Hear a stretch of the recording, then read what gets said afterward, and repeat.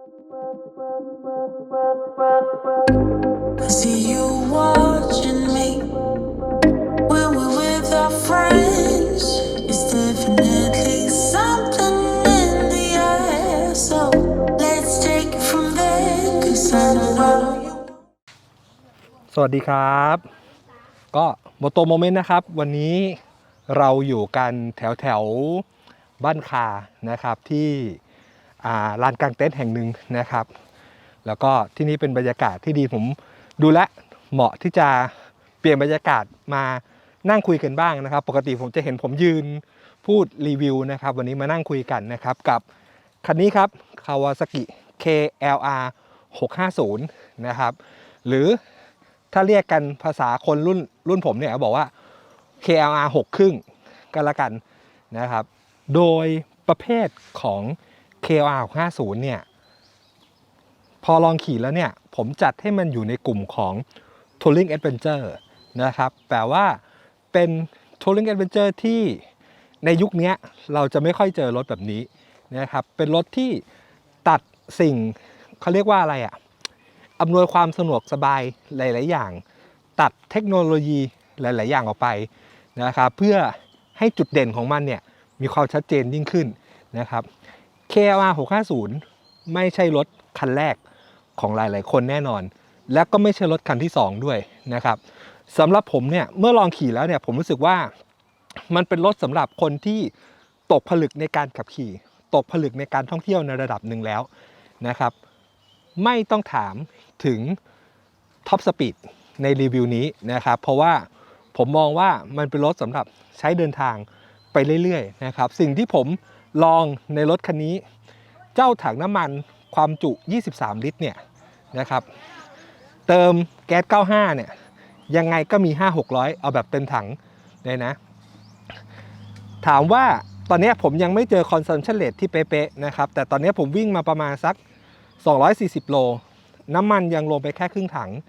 แต่ทั้งนี้ผมใช้ความเร็วที่เรียกว่าถ้าเป็นภาษาทางทหารเนี่ยเรียกว่าความเร็วมัธยัสถ์นะครับเป็นความเร็วที่วิ่งไม่ถึง100นะครับไปเรื่อยๆไปเรื่อยๆเพราะว่าผมคิดว่าความเร็วนี้แหละมันเหมาะกับการเดินทางด้วยรถแบบนี้นะครับมันถึงเป็นที่มาของสิ่งที่ผมพูดว่ามันเป็นรถที่ตกผลึกสำหรับการเดินทางแล้วนะครับเป็นการเดินทางที่เราอยากจะไปเรื่อยๆนะครับอยากจะไปที่ไหนก็ไปด้วยความจุถังน้ำมันที่มันใหญ่เนี่ยระยะทางที่มันทำการได้เนี่ยถังหนึ่งถ้าขี่แบบชิลๆเนี่ยผมมองว่ามีสัก400 กิโลเมตรนะครับเรียกว่าถ้าเติมจากกรุงเทพขี่ไปเรื่อยๆเนี่ยเติมอีกทีนู่นเลยกำแพงเพชรนะครับประมาณนั้นเลยน้ำหนักตัวของเขาเนี่ยประมาณ223 กิโลนะครับทั้งหมดเนี่ยมันไม่ใช่รถที่เบานะด้วยสัดส่วนและด้วยถังความจุถังน้ำมันที่ใหญ่นะครับตัวถังน้ำมันก็เป็นเหล็กหลายๆอย่างที่ใส่มาในรถคันนี้ทำให้น้ำหนักของเขาเนี่ยพอสมควรเลยแต่ความรู้สึกเวลาขับขี่สำหรับผมเนี่ยมันขี่ง่ายกว่า650ที่เป็น Touring Adventure หลายๆรุ่นนะครับอีกเหตุผลหนึ่งที่ผมใช้ความเร็วประมาณ8-90ไม่ถึง100ในการเดินทางเพราะผมต้องการสัมผัสความรู้สึกของเครื่องยนต์สูบเดียวนะครับ1สูบ652ซีซีระบายความร้อนด้วยน้ำว่าความรู้สึกของเครื่องเนี่ยที่มันตอบสนองเนี่ยจริงๆแล้วมันเป็นยังไงเราจะรู้สึกว่ารถสูบเดียวเนี่ยสูบขนาดใหญ่ความจุเยอะๆเนี่ยทอร์กมันจะต้องหนักแรงบิดมันจะต้องเยอะแต่จริงๆแล้วสิ่งที่ผมสัมผัสได้จากการลองขี่ทั้งบนทางดำแล้วเอาลงไปลุยในทางแดงนะครับแรงบิดที่มาเนี่ยค่อนข้างนุ่มนวลแต่มันดันไปตลอดนะเนินชันแค่ไหนมันก็ดันไปได้ตลอดนะครับควบคุมง่ายกลายเป็นรถที่ควบคุมง่ายอีกอย่างหนึ่งเลยมีคนถามผมเมื่อเห็นผมเอารถคันนี้ออกมาขี่เนี่ยว่าเอ๊ะมันขี่แล้วมันเป็นยังไงบ้างพี่ผมพูดรีวิวสั้นๆเลยดีกว่าต้องขออนุญาตพาดพิงนะครับว่าความรู้สึกของผมมันคือแรลลี่650นั่นเองนะครับช่วงล่างของรถคันนี้แวบแรกที่หลายๆคนเห็นอาจจะนึกว่ามันเป็นรถลุยนะครับเข้าไปลุยแบบ Big Enduro ถามว่ามันไปได้ไหมไปได้ แต่เมื่อไปแบบนั้นอ่ะคุณจะรู้สึกถ้าคุณเคยขี่CRF 250 Rally หรือ300 Rally นะครับคุณจะรู้สึกเลยว่าช่วงล่างมันมีส่วนที่คล้ายกันนะครับเหตุผลทำไมถึงเป็นอย่างนั้น เพราะนี่แหละมันคือรถสำหรับเดินทางนะครับมันไม่ใช่รถสำหรับลุยกระแทกคันเร่งลุยหินลอยลุยฮาร์ดเอนดูโรไม่ใช่มันเป็นรถที่ช่วยให้คุณเดินทางได้สะดวกสบายขึ้นนะครับเจอทางลูกรังกำลังทำทางเป็นหลุมเป็นบ่อนะครับคุณยืนไปลูดไปที่ความเร็ว60-80คุณไปได้สบายๆโดยที่ไม่รู้สึกเหนื่อยกับมันทั้งที่น้ำหนักมัน223กิโลนะครับคุณยืนลูดไปเลยนั่นคือความพิเศษของเขานะครับแต่ในความพิเศษแบบเดียวกันคุณจะเอาช่วงล่างแบบนี้ไปลุยแบบฮาร์ดเอนดูโรคุณก็จะเหนื่อยกว่านะครับใช้แรงในการควบคุมมากกว่านะครับเพราะว่ามันจะไม่ช่วยดีดส่งนะครับอันนี้มันจะไปแบบนุ่มๆเจอหลุมใหญ่ๆก็ลงไปแบบวึบ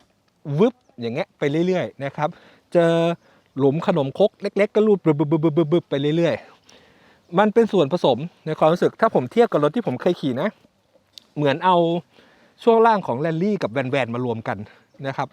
มันนุ่มแต่มันแน่นไม่ย้วยนะครับเป็นรถที่ขี่แล้วแบบ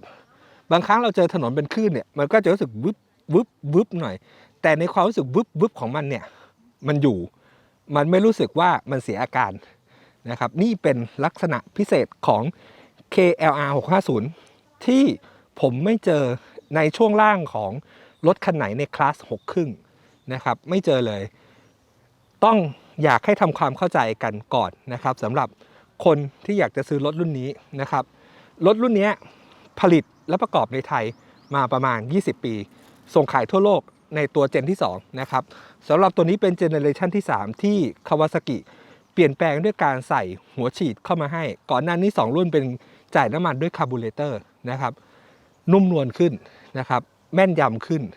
นะครับสะดวกสบายมากขึ้นแต่ทั้งหมดคาวาซากิพยายามทำให้มันเรียบง่ายที่สุดนะครับต้องบอกว่าในเจน2เนี่ยความพิเศษของรหัส KLR เนี่ยมันมีเครื่องยนต์ดีเซลด้วยนะครับและใช้งานในทางทหารของกองทัพสหรัฐอเมริกานะครับใช้งานในทะเลทรายนะครับดังนั้นช่วงล่างและเฟรมทั้งหมดที่มันถูกพัฒนาขึ้นมาเนี่ยมันพัฒนามาเพื่อการใช้งานที่สมบุกสมบันนะครับความทนทานของเขาไม่ต้องพูดถึงเลยนะครับผมยังไม่ได้เอาคันนี้ลงไปลุยลำธารอะไรทั้งนั้นนะครับแต่บางคนจะบอกว่าโหราคานี้ทำไมไม่ให้ช็อคอัพหัวกลับไม่ให้อัพไซด์ดาวมาให้ทำไมเป็นเทเลสโคปิกนะครับต้องบอกว่าเทเลสโคปิกของเขาเนี่ยขนาดแกนโชค41มิลลิเมตรเนี่ยช่วงยุบ200มิลเนี่ยไม่ธรรมดาเลยนะครับไม่ธรรมดาเลยบางครั้งเนี่ยการเอารถแบบนี้จะไปลุยทางไกลๆต้องการแมนเทนแนนซ์ที่ต่ำนะครับเราต้องการช็อคอัพแบบนี้แหละนะฮะเพราะว่าผมเปรียบเทียบนะครับบางครั้งเราเอาช็อคอัพหัวกลับไปลุยนะครับเราจะเจอว่าเมื่อแกนโชคเป็นรอยนะครับน้ำมันจะรั่วลงเร็วมากนี่คือจุดด้อยของช็อคอัพหัวกลับนะครับแน่นอนช็อคอัพหัวกลับมีการซับแรงที่ดีกว่าถ้าดูเป็นตัวเลขกราฟต่างๆแต่เทเลสโคปิกมันก็ไม่ได้ด้อยกว่ากันมากนักนะครับข้อดีของเขาก็คือความทนนี่แหละเป็นสิ่งที่ผมอยากจะบอกว่าความทนของมันเนี่ยเมื่อเปรียบเทียบแล้วเมื่อคุณเอาไปใช้งานมันทนตรงไหนก็ต้องบอกว่ามันเกิดจากตรงนี้แหละแล้วเมื่อแกนโชคไปอยู่ด้านบนนะครับโอกาสที่จะโดนหินโดนอะไรมาทำให้แกนโชคเป็นรอยเนี่ยมันก็มีน้อยกว่าช็อคอัพหัวกลับนะครับแล้วเจ้ายิ่ง KLR เนี่ยใส่ยางหุ้มโชคยางหุ้มแกนโชคมาให้แล้วเนี่ยยิ่งหายห่วงเลยนะครับดังนั้นมันถูกสร้างขึ้นมาเพื่อการนี้นะครับช่วงล่างข้างหลังเป็นช็อคอัพเดี่ยวแบบกระเดื่องเป็นยูนิแท็กนะครับแล้วก็ตัวช็อคอัพข้างหลังเนี่ยปรับพีโหลดได้ปรับรีบาวได้นะครับโดย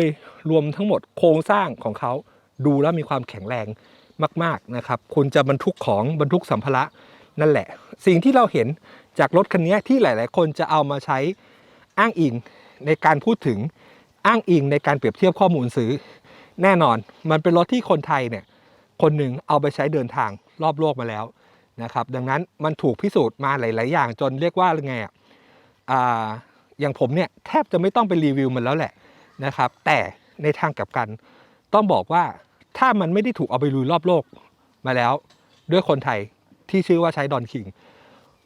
ณวันนี้คนที่สนใจรถยกคันนี้อาจจะไม่เยอะเท่าตอนนี้ก็ได้นะครับนับถอยหลังกลับไป10 ปีที่แล้วถ้ารถคันนี้ออกมาขายคนจะไม่สนใจเยอะขนาดเท่าตอนนี้เลยนะครับไลฟ์สไตล์ที่มันเปลี่ยนไปเรามีรถที่รองรับในตลาดรองรับไลฟ์สไตล์มากขึ้น KLR 650ก็เป็นอีกหนึ่งในแคตตากรีที่รองรับอยากให้มันถูกเข้าใจให้ดีๆอย่างที่ผมบอกว่ามันไม่ใช่รถลุยหนักๆไม่ใช่ Enduro นะครับคิดว่าจะเอามันไปโดดนู่นนี่นั่นใจเย็นๆก่อนนะครับด้วยน้ำหนักตัวของมันนะครับด้วยเวลาที่ลุยเวลาที่ลูดนะครับมันนุ่มแต่พอมันนุ่มแล้วเนี่ยความแม่นยำที่คุณจะต้องควบคุมเนี่ยคุณจะต้องมีสมาธิกับมันมากขึ้นนะครับมันไม่ใช่ลูดแบบปึ้งๆๆๆไปเลยมันไปของมันนวลๆเนียนๆไปเรื่อยๆนะครับเครื่องยนต์ตัวนี้ท็อปสปีดเนี่ยคุณไปหาได้ในคลิป YouTube ต่างๆนะครับแต่ว่าน่าจะยังมีน้อยเพราะว่าอะไรเพราะว่ามันถูกผลิตที่ประเทศไทยและวางจำหน่ายทั่วโลกนะครับแล้วก็ณเวลานี้เนี่ยยังไม่ได้มีการส่งมอบให้ลูกค้าที่จองนะครับที่เห็นวิ่งบนถนนก็ยังเป็นรถเดโมที่มีอยู่ 2-3 คันนะแต่เดโมตัวเนี้ยที่มีคนลองไว้แล้วเนี่ยก็อยู่ประมาณ104นะครับ104 105นะครับดังนั้นเนี่ยเมื่อรวบรวมข้อดีทั้งหมดของมันนะครับมันไม่ใช่รถที่ถูกสร้างขึ้นมาไว้ทำความเร็วเลยนะความพิเศษอีกจุดหนึ่งนะครับคือตัว riding position ของเขา riding comfort ของเขาเนี่ยท่านั่งของเขาเนี่ยตัวแฮนด์ค่อนข้างจะกว้างนะครับถ้าคนที่ตัวเล็กหน่อยนะครับอาจจะรู้สึกว่าคุณจะต้องกางแขนเยอะๆนะครับหรือว่าคุณจะนั่งเหมือนนั่งลงไปในหลุมเพราะว่าจริงๆแล้วเบาะของเขาเนี่ยมันไม่ได้สูงเท่าที่ตาเห็นนะครับนั่งลงไปแล้วมันก็กับส่วนสูงของถังน้ำมันเนี่ยเราก็รู้สึกว่าถังน้ำมันมันขึ้นมาค่อนข้างสูงหน่อยนะครับอันเนี้ยเป็นจุดที่เป็นจุดสังเกตจุดหนึ่งตอนที่หลายๆคนได้ไปคล่อมตอนที่เปิดตัวคาวาซากิเปิดตัวเมื่อหลายเดือนก่อนนะครับประมาณเดือนกุมภามั้งไม่กุมภาก็มีนาเนี่ยล้อหน้ามันถูกล็อกอยู่บนสแตนนะครับช็อคอัพมันจะยังไม่ยุบเต็มที่พอเรามานั่งแล้วให้ยุบเต็มที่เนี่ยส่วนสูงผม175 เซนติเมตรวางเท้าสองข้างได้เกินครึ่งเท้านะครับสำหรับผมถือว่ามันโอเคเลยมันน่าพอใจแต่ทั้งนี้ขึ้นอยู่กับน้ำหนักของแต่ละคนที่ไม่เท่ากันด้วยนะถ้าคนที่ตัวเบากว่าผมมันก็จะยุบลงไม่เท่าผมนะครับในช่วงของพีโหลดของช็อคอัพนะครับนี่เป็นสิ่งที่ต้องไปเซตติ้งกันอีกทีหนึ่งนะอีกอย่างหนึ่งที่เป็นข้อสังเกตผมไม่ใช้คำว่าเป็นข้อด้อยเพราะมันถูกสร้างขึ้นมาให้เป็นแบบนี้นะครับก็คือระบบอำนวยความสะดวกสบายต่างๆนะครับแน่นอนเจ้าตัวนี้มี ABS มาให้ทั้งหน้าทั้งหลังนะครับแต่ว่าไม่สามารถที่จะปิด ABS ได้นะต้องไปหาวิธีปิดกันเองนะครับสิ่งที่ได้มาก็คือความปลอดภัยในการใช้งานแต่ถ้าคุณจะเอาไปลุยก็อาจจะคิดกันอีกแบบหนึ่งว่าจะปิด ABS ยังไงอันนี้เป็นเรื่องปัจเจกที่แต่ละคนใช้งานไม่เหมือนกันนะครับแต่อะไรต่างๆที่เราคิดถึงไม่ว่าจะเป็น traction control torque control อะไรต่างๆพวกนี้ไม่ต้องไปหาเลยกับ KLR คันนี้นะครับหน้าจอเรือนไมค์มาตรวัดเนี่ยไม่มีแม้กระทั่งวัดรอบมาให้ด้วยซ้ำไปนะครับตัวบอกเกียร์ผมก็ไม่เห็นนะหรือว่ามันไม่ขึ้นก็ไม่รู้ดังนั้นเนี่ยเรือนไมค์ของเขาเนี่ยเรียบง่ายมากๆบอกความเร็วบอกปริมาณน้ำมันเชื้อเพลิงมีทริป1ทริป2ทริปรวมกับนาฬิกามีแค่นั้นเองจริงๆนะครับเพราะมันถูกทำให้มันเรียบง่ายที่สุดในการใช้งานแต่สิ่งที่จำเป็นที่สุดจริงๆเท่านั้นเอง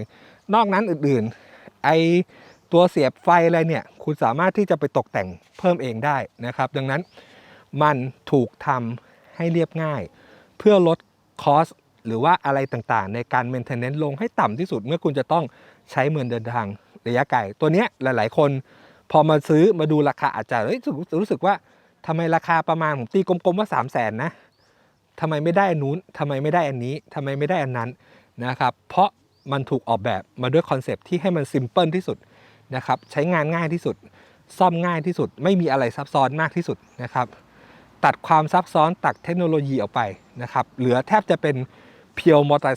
อร์ไซค์ที่เพิ่มมาแค่หัวฉีดกับ ABS แค่นั้นเองนะครับนอกนั้นยังเป็นระบบต่างๆที่เรียกว่ายังไงช่างข้างทางที่มีความชำนาญก็สามารถไล่ได้ในรถคันนี้ นะครับมีอะไหล่ก็ไม่ซับซ้อนเปลี่ยนแปลงได้ง่ายๆนะครับไปเสียที่ประเทศไหนนะครับก็ไล่ได้ไม่ยากไปเสียที่ไหนก็ไล่ได้ไม่ยากนี่แหละคือข้อดีของ Kawasaki KLR 650คันนี้โดยสรุปแล้วของ KLR 650นะครับผมต้องพูดว่ารถคันนี้เมื่อได้ลองขี่มันจริงๆเนี่ยไม่รักก็เกลียดอยู่2 อย่างนะครับเสียงเครื่องยนต์ของเขาสูบเดียวโคตรมีความเป็นเอกลักษณ์นะครับในช่วงต้นไปกลางพูดตรงๆเลยสำหรับคนที่ไม่คุ้นไปคุ้นกับเครื่องยนต์2 สูบเดี๋ยวนี้จะรู้สึกว่าเฮ้ยเสียงมันอย่างกับรถอีแท็กอะแตกนะครับเมื่อเริ่มเลยรอบกลางไปแล้วนั่นแหละเสียงถึงจะเงียบลงมานะครับแรงสั่นสะเทือนของเครื่องยนต์นะครับที่มันขึ้นมาที่แฮนด์นะครับมันทำให้รู้สึกว่าเอ้ยเครื่องยนต์มันสั่นเกินไปหรือเปล่าแต่ผมต้องบอกว่าผมเคยขี่สูบเดียวใหญ่ๆที่เครื่องมันสั่นกว่านี้ก็มีตัวนี้สั่นอยู่ในระดับที่รองรับได้สั่นอยู่ในระดับที่นุ่มๆมือนะครับพอให้สะท้านขึ้นมาพอให้มันรู้สึกว่านี่แหละคือเครื่องยนต์สูบเดียวดังนั้นคาแรคเตอร์ของเขาเนี่ยหลายๆคนเอามาขี่ตรงนี้อาจจะไม่ชอบนะครับไม่ชอบแล้วก็อาจจะเกลียดไปเลยก็ได้นะมันไม่เหมือนกันจริงๆนะครับก็สำหรับเพื่อนๆที่สนใจ KLR 50ตอนนี้นะครับเขาก็จะออกมาให้จองตอนนี้มีอยู่2 รุ่น 2 สีนะครับสำหรับตัวที่ผมเอามาตัวนี้จะเป็นตัวสแตนดาร์ดนะครับที่ไม่มีอุปกรณ์เสริมอะไรมาให้สำหรับอีกรุ่นหนึ่ง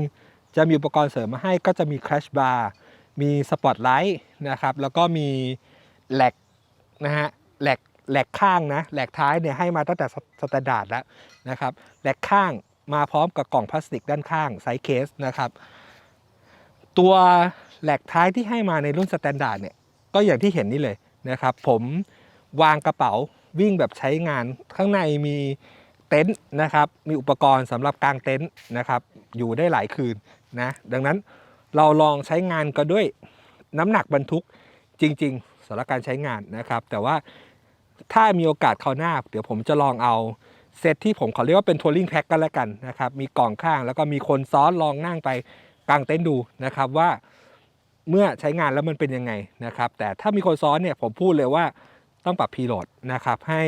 สปริงมันแข็งกว่านี้เพื่อรองรับน้ำหนักได้ดีกว่านี้เพราะว่าไม่งั้นมีคนซ้อนเนี่ยผมจะรู้สึกว่าข้างหลังมันน่าจะย้วยเกินไปแน่นอนนะครับสุดท้ายนะครับขายของอย่างหนึ่งก็คือฝากกดติดตามนะครับกด Subscribe นะครับกดไลค์กดแชร์คอมเมนต์นะครับดูกันยาวๆนะครับแล้วก็เราจะได้หารถมาลองขี่แล้วก็มาบอกให้ฟังว่าขี่แล้วมันเป็นยังไงในสไตล์ของ Moto Moment สวัสดีครับ